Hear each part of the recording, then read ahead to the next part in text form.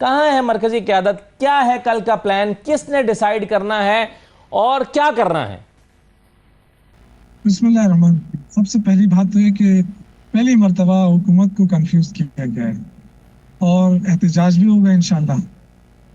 और जलसे भी होंगे, जुलूस भी होंगे। लेकिन वफाकी हुकूमत को इतना कंफ्यूज कर दिया है कि उनको खुद समझ नहीं आ रही कि ये हो क्या रहा है। देखिए, ये एक मतलब ये मैंने पहले आपको बयान किया था कि इस पर जो भी एहतजाज हुआ है वो plan A, plan B, plan C ये जहन में रख लें। कोई अगर इस खुशफहमी में है कि जी ये लोग नहीं निकलेंगे तो कल आपको पता चल जाएगा। लोग निकलेंगे, आप छोड़े क्यादत हो या ना हो, ये क्यादत श्यादत की बात ना करें, वर्कर की बात करें जो इमरान खान के साथ खड़े हैं। क्यादत देखें, क्यादत ने लायामल देना है, उन्होंने दे दिया है। अब क्या होना है, पहली फुर्सत में क्या करना है, दूसरी फुर्सत में क्या करना है, तीसरी फुर्सत में क्या करना है, अब ये वर्कर्स का काम है और उनको बाकायदा तौर पे बता दिया गया है कि क्या करना है और आखिर में क्या करना है। तो मेरे ख्याल से ये कंफ्यूजन जो है वो रखी गई है और वो इसलिए रखी गई है कि आपको पता है कि इससे पहले जब सारे लाएअमल का पता चल जाता गवर्नमेंट का, तो वो जो हमारा जो जो वो इकदाम करती वो जेन्युइन भी नहीं होती है और वो जमहूरी भी नहीं होती, तो गैर जमहूरी हथकंडे फिर इस्तेमाल करती रहती थी। इस दफा नहीं मगर सर देखिए ना शौकत साहब, एक चलिए आपने कहा कि वर्कर निकलेगा, क़यादत को छोड़ दें। अब फर्ज करें एक वर्कर है पीटीआई का, वो कल एहतजाज में हिस्सा लेना चाहता है, उसे पता ही नहीं है कहाँ जाना है, कौन लीड कर रहा है, मकाम कौन सा है, किधर से रैली निकलनी है, जलसा कहाँ होना है। अगर कोई पार्टिसिपेट करना भी चाहता है उसको तो पता ही नहीं है। देखें, अगर पता नहीं है तो हुकूमत को नहीं है और मीडिया को नहीं है, लेकिन वर्करों को पता है क्योंकि हमने ग्रास रूट अगर लेवल वर्कर्स को पर लोग पता गए है हैं तो और बाकायदा मीडिया का तो पता चल ही जाता है शौकत साहब। मैं अर्ज करता हूँ आपको कल पता चल जाएगा ना कि लोग निकलते हैं या नहीं निकलते। ये कोई बड़ी इतनी दूर बात तो नहीं है ना कि मैं आपसे कोई दूर बात करूँ। देखो, ये एक हमारा एक लायामल है कि पहली फुर्सत में हम हर डिस्ट्रिक्ट लेवल के ऊपर, सूबे के लेवल के ऊपर ये मुजाहरे होंगे और उसके बाद कोई लायामल होगा और वो कैसे होगा वो इस दफा ये जब तक पूरा के पूरा इम्प्लीमेंटेशन की तरफ हम नहीं जाएंगे। राइट शौकत साहब, बुनियाद आप के कह रहे ऊपर हैं कि हिकमत अमली ही ये है कि छुपा के रखा जाए और दूसरी हिकमत अमली ये है कि हुकूमत को परेशान करके रखा जाए। मैंने आपको पहले अर्ज कर दिया कि हमारे जो एहतजाज है हम कैसा करना चाहते हैं, कैसे करेंगे, ये तो हमारे अपना हुआ है ना। हुकूमत क्यों परेशान हो रही है? हाँ। हुकूमत को तो यानी कि नींदें हराम हो गई इनकी।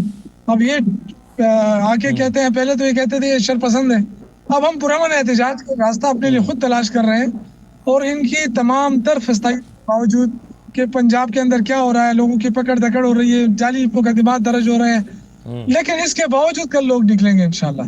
तो ये तो देखे ना, इस हुकूमत की तो कोई पॉलिसी है नहीं, ना ये थी इस मुल्क के अंदर, ना इन कानून पे अमल हो रहा है, ना ये हमें कहते हैं कि जी उस वक्त देखिए अदालतें क्या फैसले कर रही थी। भाई अभी अपने आप कम से कम अभी के फैसले तो देख लो, अभी कौन से फैसले कर रही है अदालत।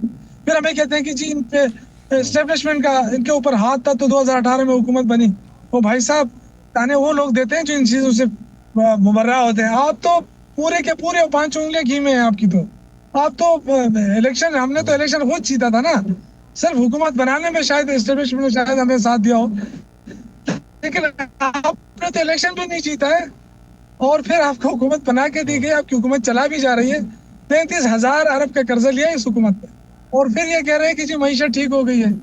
आपको तो पीटीआई को छोड़े, आवाम भी आपको नहीं छोड़ेगी। अब आपने जाना कहाँ है? पार्लियामेंट की तो कोई वक़्त रह नहीं गई है।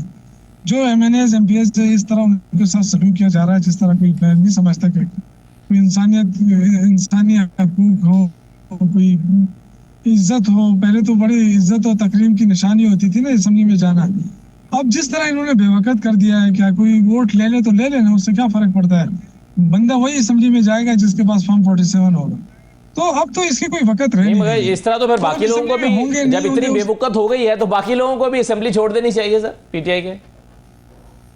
देख रहे हैं ना, हम तो सोच रहे हैं कि इस असम्बलियों के साथ करें क्या करें, क्योंकि देखिए पहले भी मैं आपको अर्ज करता रहा हूँ कि इलेक्शन वाहिद हल होगा इस मुल्क का अगर फ्री एंड फ्री हो जाए। तो अगर नहीं हुआ तो मुल्क जो है ना डूबने के करीब है। ये जो बातें कर रहे हैं ना कि हमने बड़ी मईशत उठा ली है, 33,000 अरब का कर्जा लिया, बताए ना कौन को 33,000 अरब किस सूबे के ऊपर लगाया इन्होंने? ये हुकूमत इनसे नहीं चल रही, जबरदस्ती चलाई जा रही है। और एक इमरान खान के खातिर और एक तहरीक इंसाफ को दीवार से लगाने की खातिर पूरे आइन का हुलिया बिगाड़ दिया गया है। ये कहते हैं अदालतें माजी में फैसले करती रही, खुदा के लिए यार अपनी अदालतों अभी अदालतों के फैसले देखें, ये किस तरह के फैसले हो रहे हैं।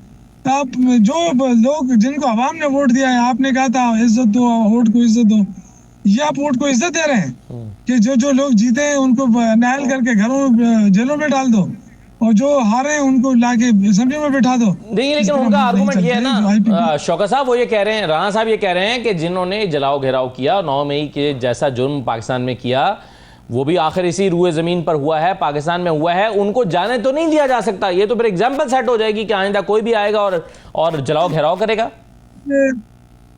तो भाई अभी आपके पास टाइम नहीं है, डिबेटेबल बात है। हम तो बहुत पहले से इसकी मजम्मत कर चुके हैं 9 मई की, और साथ ये भी हम डिमांड करते रहे कि जी इसकी इन्वेस्टिगेशन हो जाए, तहकीकाती कमीशन बने और ये एस्टेब्लिश करे। इन्वेस्टिगेशन अदालत से बड़ी होती है, नहीं होती। देखे ना, कोई इन्होंने भाग रहे हैं, हर चीज पे कमीशन बन रहा है, लेकिन इससे कमीशन से भाग रहे हैं और अपनी मर्जी के फैसले दिलवा रहे हैं। कोई कमीशन अदालत से बड़ा होता है? अदालत बड़ा फोरम है। आप जरा खामोशी से सुन ले तो अच्छा नहीं है मेरा भाई। आपकी क्यों इतनी जल्दी हो रही है? चले मैं खामोश हो जाता हूँ, मैं माजरत। जी वो ये कह रहे हैं कि भाई अदालत का फैसला आ गया, कमीशन से बड़ी चीज हो गई है। अदालत का फैसला तो फिर नवाज शरीफ के भी तो फिर तो ठीक था ना, उसने जो नायल किया था। फिर आप इस पे क्यों वो कर रहे हैं? फिर तो आप मान लेके आए नवाज शरीफ। लेकिन ये जो आए हैं ना, इनके पास तो सीटें ही नहीं थी, 17 सीटों की हुकूमत बना के बैठे हैं।